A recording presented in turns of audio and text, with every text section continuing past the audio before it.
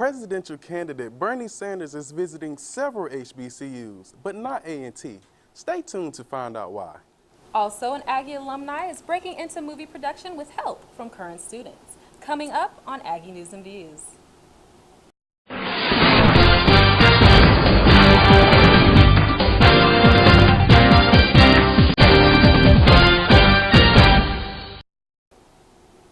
Hello, and thank you for tuning in to Aggie News and Views. I'm Misha Caldwell. And I'm Jaquez Spivey. The NCAT student body is standing up and taking back A&T through a petition that has been going viral on social media. This petition addresses a lot of major issues plaguing students on campus, such as parking, campus safety, and band funding. Gabrielle Cook has more on the story. Since the beginning of February, a petition titled #TakeBackNCAT has been going viral on campus social media. This petition addresses certain issues such as parking, LGBTQ safe housing, and band representation. One band member even said, quote, "We get little to nothing in scholarship money, but we are asked to go out of our way and do so much for the university. It's not fair." Another issue addressed in the petition was campus security. One female stated she did not appreciate having male security guards in an all-female dorm. I feel like they do a pretty good job, but I do disagree with them having like male security guards in all girls dorms. That kind of makes me uncomfortable personally. And as far as them having just security guard like moving around at nighttime, I feel like instead of them being so focused on what's going on within campus, they should guard the outer areas. Although the petition gained 147 support signatures, there was also some negative commentary on some of the points mentioned in the petition, one of them being the LGBTQ safe haven. And I feel like it should be a safe haven for all students, because whether you're LBGT or a heterosexual person, it doesn't matter. Like, you should be able to find somewhere to be safe at night, like, because I can get jumped just like they can get jumped, or I could be murdered just like they can be murdered. So that's how I feel about it. If the issues stated in this petition are not addressed by March 14th at 12 o'clock p.m., the student body will take to a public protest at the upcoming Chancellor's Forum on Thursday, March 17th. I'm Gabrielle Cook, and this is Aggie News and Views. For the first time since its establishment in 1891, North Carolina A&T State University will be adding new master's and doctoral programs to the graduate school. It was recently announced by the UNC Board of Governors that a PhD program in computer science is now available at the university. Along with computer science, doctoral programs in rehabilitation, counseling, and counselor education are now offered as well. Also, the School of Agriculture and Environmental Systems is now offering master's degree programs in 3 concentrations: agribusiness and food industry management, natural resources and environmental systems, and integrated animal health systems. Dr. Beryl McEwen, NCA&T's Vice Provost for Strategic Planning and Institutional Effectiveness, said the doctoral program is consistent with the North Carolina A&T Preeminence 2020 strategic plan that aims to enhance graduate education and research. And speaking of the University of North Carolina Board of Governors, A&V's political segment is coming up next with a panel discussion on the UNC president. Stay tuned. In the College of Engineering, we build bridges from the simple to the complex. We have graduate and undergraduate programs in 6 departments. Our students and faculty study topics that touch your life today and affect your world tomorrow. In the College of Engineering, we make the future now. For more information, visit us online.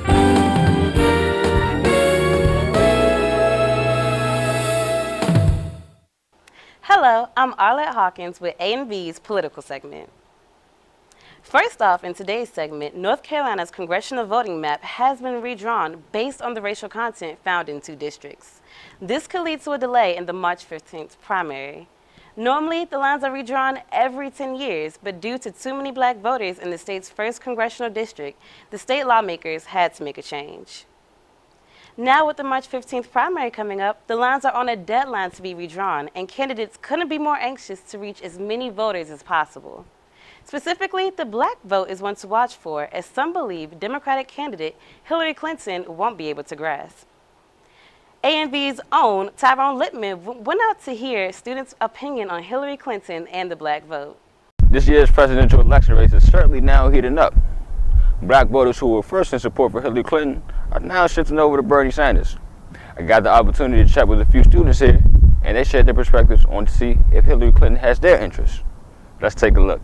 She's very inconsistent on what agenda she's trying to push. She's basically saying anything to get a vote, basically. No, she doesn't. I'm more leaning toward the Bernie Sanders side. Yeah, I've been watching a few debates, and I like his stance on a few things, so yeah.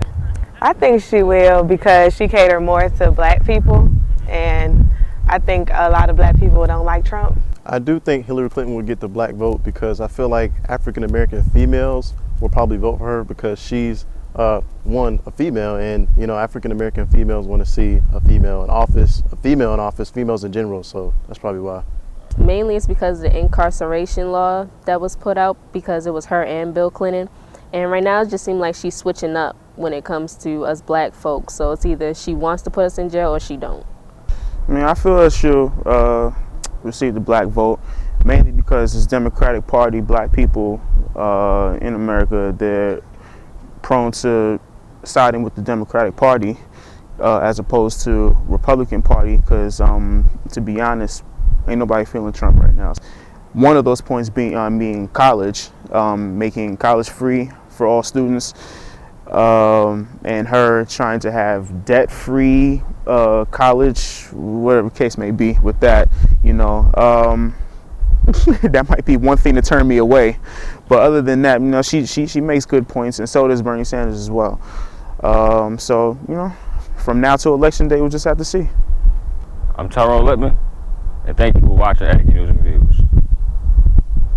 Looking at the Nevada entrance poll, Clinton does, however, lead in the poll for black voters. However, there are still many primaries to go.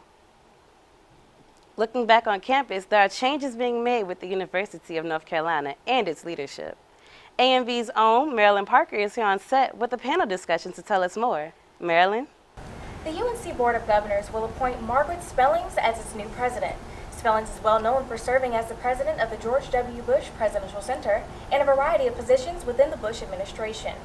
Upon the announcement of her new position, several protests have taken place and many have taken to social media with the hashtag #FundBlackFutures and Save Our HBCUs.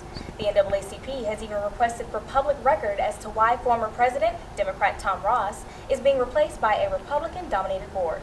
Today I have the honor of discussing the UNC Board of Governors with A&T Political Science Professor Derek Smith, the first Vice President of the North Carolina NAACP Youth and College Division, Vashti Hinton, and the Field Secretary for the North Carolina NAACP Youth and College Division, Tyler Swanson. Thank you all so much for joining me. I really appreciate it. So let's start off with you, Professor Smith. I hear you all the time in class say HBCUs are under attack right now. Can you tell me exactly how A&T is at risk and how we're under attack and how the UNC Board of Governors plays a role in that attack? Well, the UNC Board of Governors has pursued specific policy directives which place all HBCUs under attack. The NC GAP plan in cahoots with the North Carolina General Assembly is designed to shift students from specifically HBCUs into the community college. We think it's going to have a profound impact on the HBCUs because of who we serve. Okay. And without the ability to replace the enrollment, it's going to have a profound impact on enrollment, and in schools which are always using retention as a metric, this will have a negative impact on HBCUs. There's also this proposal which is coming out of Raleigh, and from the Board of Governors is considering to lower tuition to $500 a semester, I believe it is. And then as long as the school changes its name from, say, Fayetteville State University, Elizabeth City State University to maybe UNC Fayetteville or something like that. And it's also a diversity thing. They want changes in the demographic makeup of these institutions. And UNC Pembroke is also target. There have been discussions that HBCUs, NCCU, and North Carolina A&T are not part of this discussion as the two largest HBCUs, but there's also been some discussion that they should be considered at least at a later date. Okay. And now to you, Vashti. So as a student, do you often encourage other students to protest? Absolutely, absolutely. Like you heard Smith say in class all the time, power concedes nothing without demand. So I think it's very important. I said that right? I think it's very important for us to make demands, what we want. And if protest is a method that we use, so be it. But that's not the only method we use, of course. We write letters, we request meetings, we do we lawsuits, different things that we do to make sure people hear us, because we are students, and sometimes I feel like people don't take us serious enough. They don't understand that we understand what you're trying to do. Just because we're in college or we're not 40 plus years old, we didn't attend some Ivy League school, and now we want to, destroy the world. We don't understand what you're doing. We know what you're doing. So we're paying attention, and we're hip to what's happening, and we're going to do something about it. So yes, absolutely, I encourage students to definitely protest. Always be heard. And now, Tyler, tell our viewers a little bit about the decision of the NAACP Youth and College Division and Faculty Forward requesting the records for the hiring of Margaret Spellings. Right, so that process, we've been working on that for about 3 months, making sure that all of our ducks were in line and all of our T's were crossed, because we knew once we began to go public with this, our facts had to be in order. So, and we researched back, and Vashti mentioned the meeting that she protested at. They actually violated their open meetings rule. So that's also in our request as well, because when they disperse onto those private meetings, no one knows what's being said.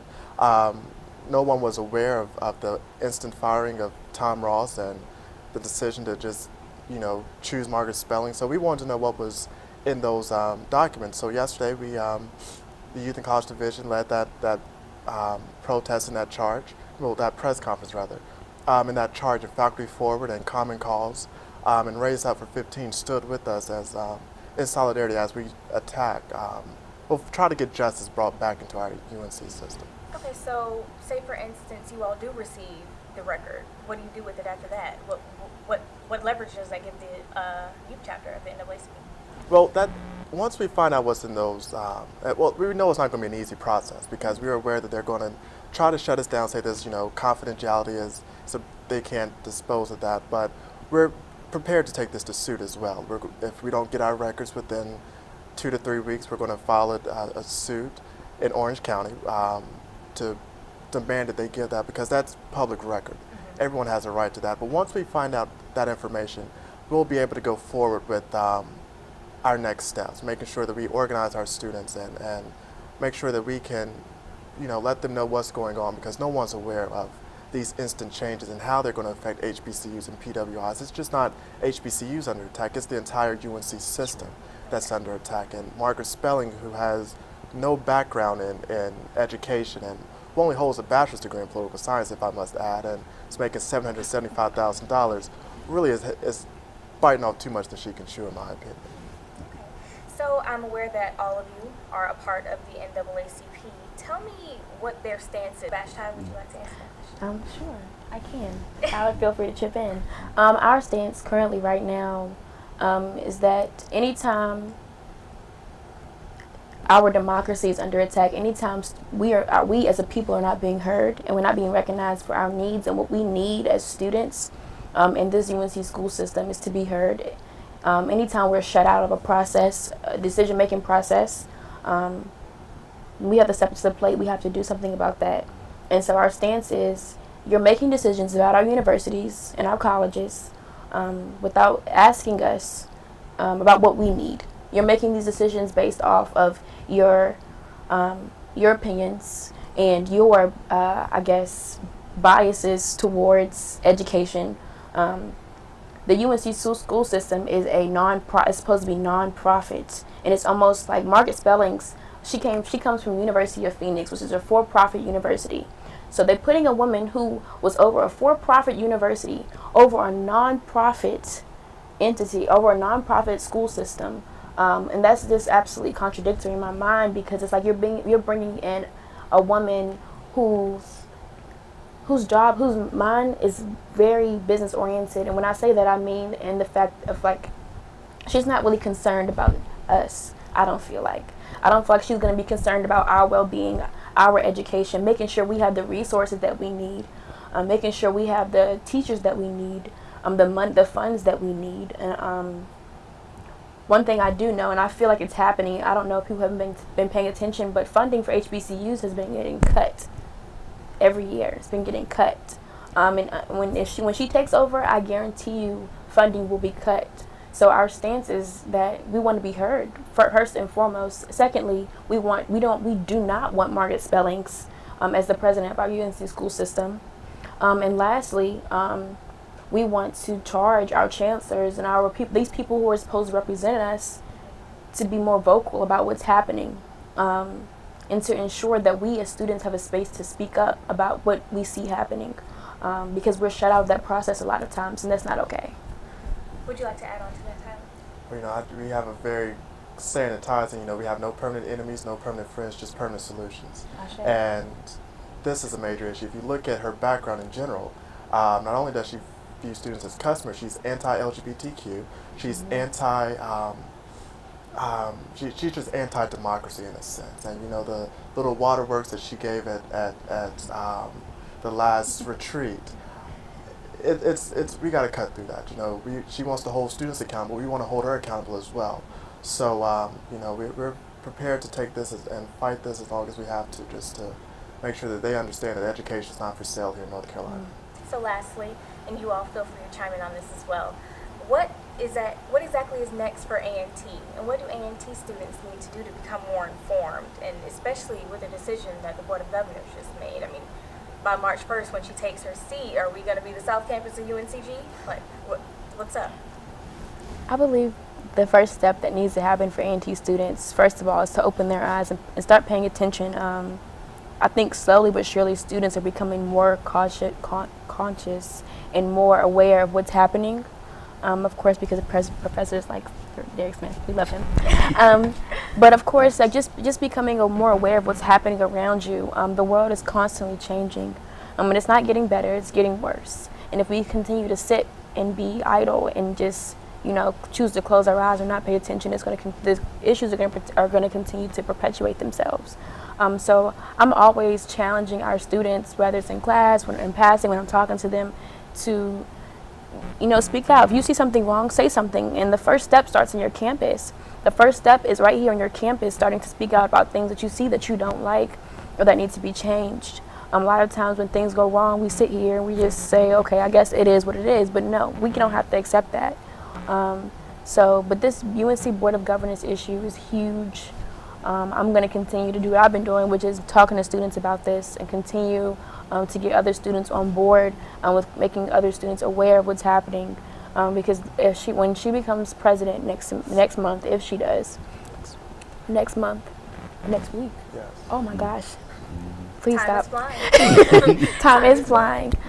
Next week, it's going to be. I feel like within the next 5 years, it's going to be some major changes.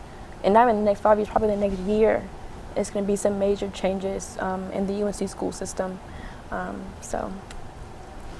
Margaret Spellings is planned to take office in March 1st, next week, obviously. And I would like to thank my panelists for joining me. I really, really appreciate it. More information on the topic can be found through our social media. This is the end of our A&V political segment. I'm Marilyn Parker. Hi, everyone. I'm Michaela Ratliff with A&V's Entertainment. Kendrick Lamar's To Pimp a Butterfly won Best Rap Album at the 2016 Grammy Awards, much to the pleasure of President Barack Obama. Obama previously named Lamar's How Much a Dollar Costs as his favorite song of 2015. He also named To Pimp a Butterfly as the best album of the year. After the win, the White House Twitter account offered its congratulations to Lamar. Natalie Cole's family is outraged over a tribute to the late singer that was shown at the 58th Annual Grammy Awards. The tribute featured a clip from the 1992 Grammy Awards of Natalie Cole singing in sync with her father, Nat King Cole, who died the previous year. As David Bowie, B.B. King, Lemmy Kilmister, and Glenn Frey, who all died in 2015, were honored with honorary musical performances during the award ceremony, Cole's family considered the video tribute insufficient. Cole's sisters, Timbaland and Casey, told Entertainment Tonight, "Words cannot express the outrage and utter disappointment at the disrespectful tribute or lack thereof to a legendary artist such as our sister." Cole's son, Robert Adam Yancey, also told ET, "Here's a woman who has been in the business for 4 decades and won 9 Grammys. She deserves more than a minute-and-a-half tribute." Natalie Cole died on December 31st, 2015 at the age of 65. The 88th Academy Awards ceremony, commonly referred to as the Oscars, is scheduled to take place on February 28, 2016 at the Dolby Theater in Hollywood, California at 5:30 p.m. This year's Academy Awards will be hosted by Chris Rock for the second time. This year, The Revenant received the most nominations with 12 total, with Mad Max Fury Road coming in second with 10. Leonardo DiCaprio was nominated for Best Actor in a leading role for the film The Revenant. Will he finally take home an Oscar this year? A recent film telling the story of the collegiate experience and the struggles of trying to fit in was written and produced by an Aggie alum and fellow Crosby kid, Melanie Page. Page's film titled Standards the Movie takes a closer look at the insecurities and flaws that many college students have, but are the same imperfections that students try to conceal. Reporter Ashley Wilson was able to get an exclusive interview with producer Melanie Page and movie cover artist Michael Thomas.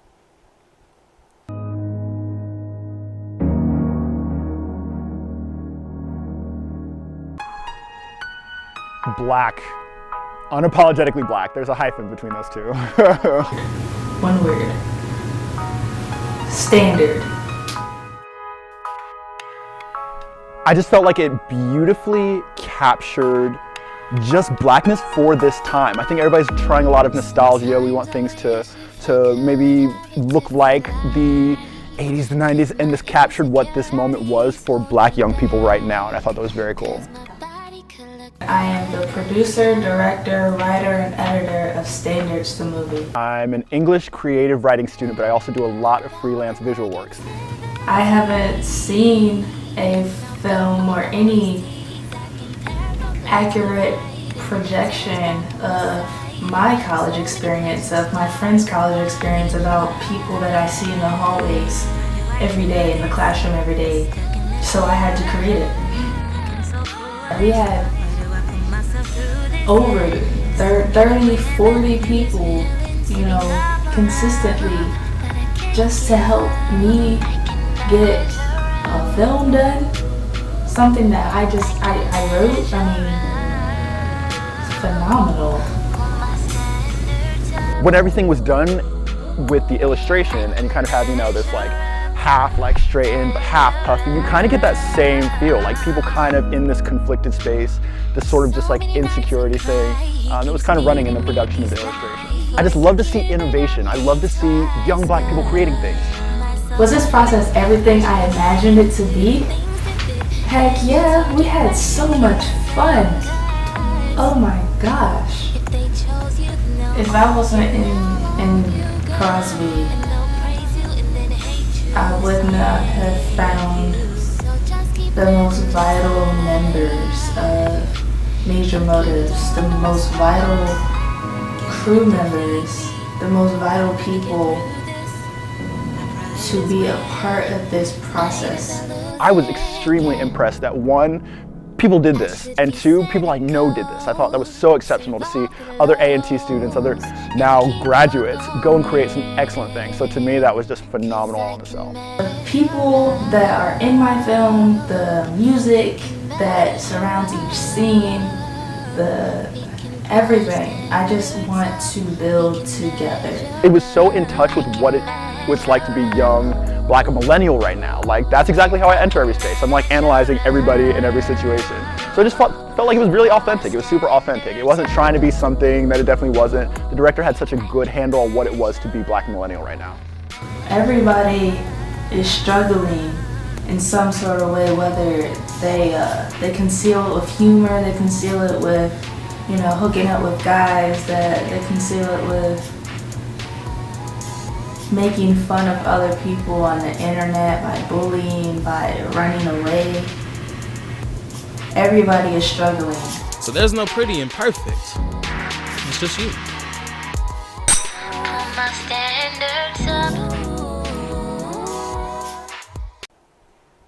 Here at Aggie News and Views, we are so proud of you, Melanie. Congratulations on such a tremendous accomplishment. And to watch Standards the Movie, visit standardsthemovie.com and be sure to tweet your reactions to the movie to Major Motive using the hashtag StandardsTheMovie. Welcome to A&V Sports. I'm Quantasia Herndon. Both the men and women's basketball team are coming close to the end of the season, approaching the MEAC tournament in March. Aggie News and Views were at both squads' last game against Bethune-Cookman before the final showdown March 3rd in the Aggie Eagle Classic. Tyrone Littman will have more on the story. The blue and gold wore pink as it was play for K-Day as Terrell Robinson led his ladies Aggies against Bethune-Cookman in MEAC action. Let's go straight to the fourth quarter as Edwin McCray takes a lob pass inside and scores to put the Aggies up 41-40. That lead would be short-lived as the Wildcats would strike right back. Kendrick Cooper's three ball from the corner put VCU back on top, and Taylor Houston would push the Wildcat lead to four with a bucket inside. But the Aggies had an answer. Then Kayla Green put the Aggies on her shoulders for the rest of the game. Off the inbounds, little baseline runner would pull the Aggies even, but Green was far from finished. After Adriana Nazario's free throw put the Aggies in front, Ava McCray made her presence known in the paint as she pushed the Aggie lead to 3. McCray finished with 16 points and 11 rebounds. Then it was Kayla Green time.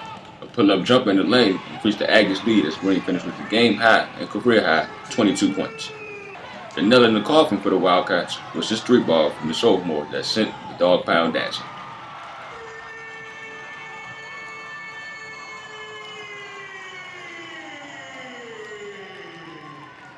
For good measure, downtown Dana Brown hits a final three for A&T as the Lady Aggies increased their MEAC record to 9-3 and 13-10 overall with a 68-55 win over Bethune-Cookman. Bruce Beckford led the men's team out for the nightcap. The Aggies, winners of 3 of their last 4 under interim coach Jay Joyner, got things started on a good note as Ahmad Abdullah-Lawrence is defending the sweep and pulls up right in his face with the free ball for the game's first points. The Wildcats are tough though. Ron Smith, 2 of his 20 points on this spin to the bucket dunk. But the Aggies run the fast break to perfection as Denzel Keys gets the easy layup for a 5-2 Aggie lead.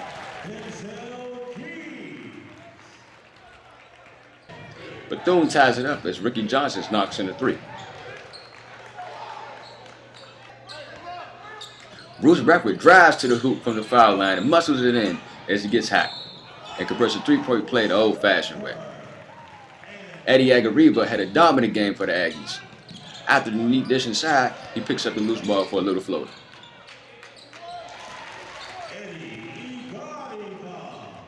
Denzel Keys again scores on the break, this time laying it up off the board with his left hand. The Aggies lose the ball in the open court, leading to a Wildcat fast break as Diamante Lewis lays it in.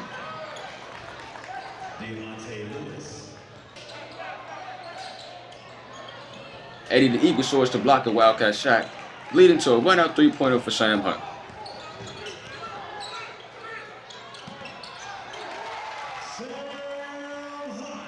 But the Wildcats waste no time as Jordan Potts, who used to play across town at USCG, comes right back with a hoop and a foul.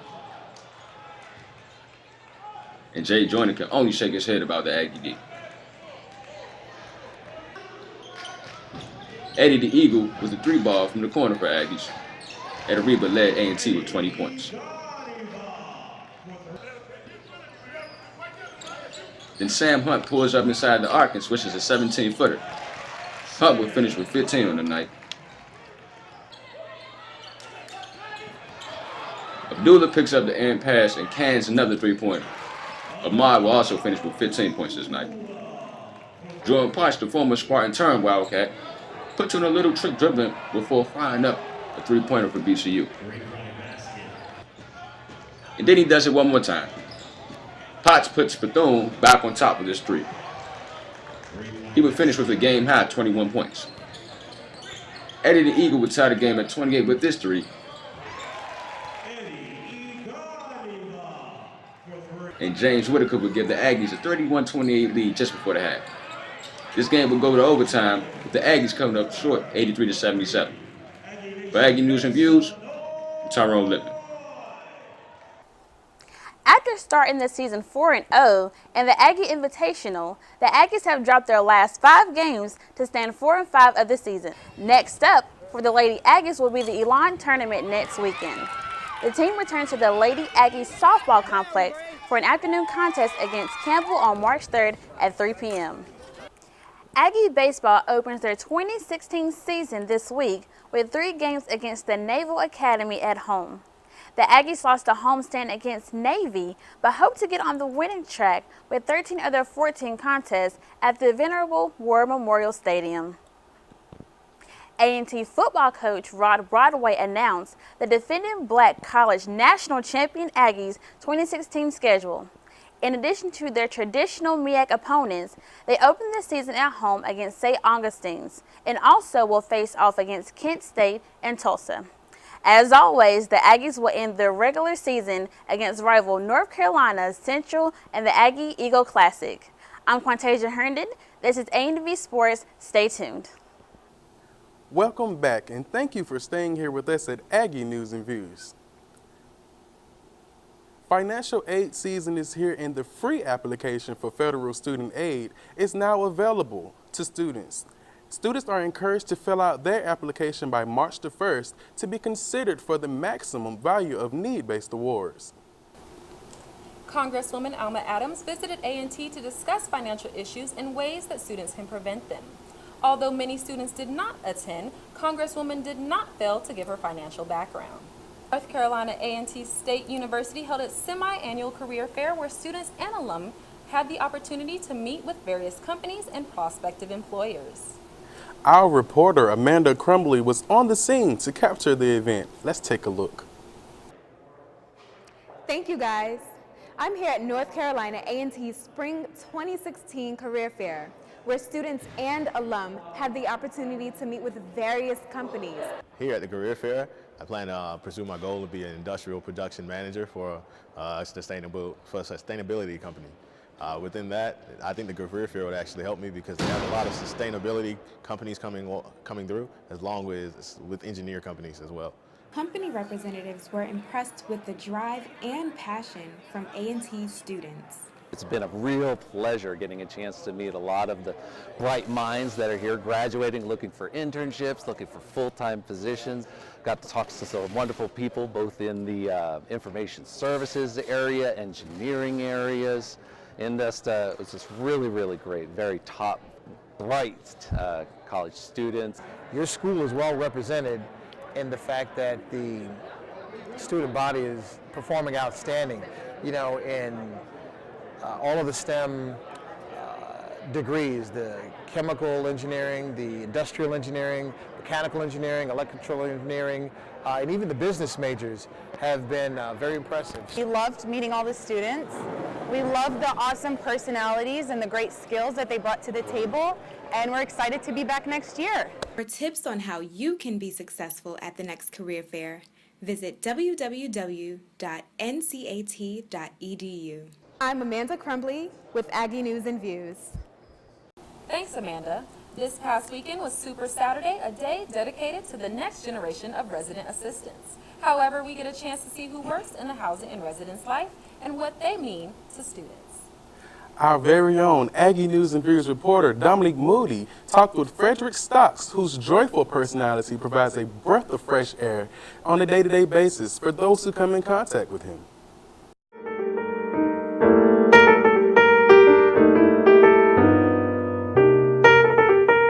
Frederick Stocks has been working at North Carolina A&T for more than 20 years and providing mentorship to students. Case in point, Imani Terry, who's been working with Mr. Stocks for more than 3 years. I think Mr. Stocks as a person is very personable. He gets close with the students as well as the faculty here on campus. A lot of times whenever you're entering the residence hall or you're ever in his presence, you'll see that he's a great, jolly, and just a great person to talk to. Gabrielle Gregory, a first-year resident assistant, has witnessed Mr. Stocks' joyful personality. I would describe him as positive and dedicated. You never see him down or out of beat. Like, he's always on the go, on the move, and in the flow of things. Thank you so much for tuning in with us here at Aggie News and Views. Don't forget to follow us on all social media. I'm Nisha Caldwell. And I'm Jaquez Spivey. See you guys next time.